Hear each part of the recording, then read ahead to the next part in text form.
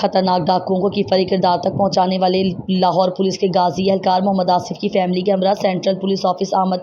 हमारे bureau chief जुनूबी Lahore Arshad Chaudhary की report के मुताबिक गाजी कांस्टेबल मोहम्मद आसिफ की आईजी पंजाब डॉक्टर उस्मान अनवर से मुलाकात।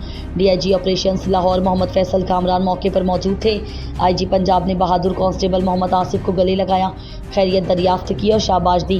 कांस्टेबल मोहम्मद आसिफ ने गुज़िश्ता माह SHO ग्रीन टाउन की क़यादत में टीम के हमरा लाहौर के इलाके फ़िरोज़ पार्क में मुकाबले के दौरान संगीन वारदातों में मतलूब 4 डाकुओं को किफरी किरदार तक पहुंचाया था और डाकुओं से मुकाबले के दौरान कांस्टेबल मोहम्मद आसिफ को पसली में गोली लगी जो जिस्म से आर पार हो गई थी। मोहम्मद आसिफ ने शदीद जख्मी होने के बावजूद बहादुरी से डाकुओं का मुकाबला किया।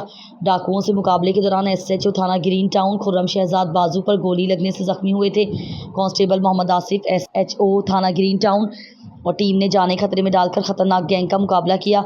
इस मौके पर आईजी पंजाब डॉक्टर उस्मान अनवर ने बहादुर पुलिस एहलकार के लिए तारीफ़ी सिंध और कैश अवार्ड का ऐलान भी किया और डीआईजी ऑपरेशंस लाहौर मोहम्मद फैसल कामरान ने आईजी पंजाब को पुलिस मुकाबले की तफसीलात से आगाह भी किया।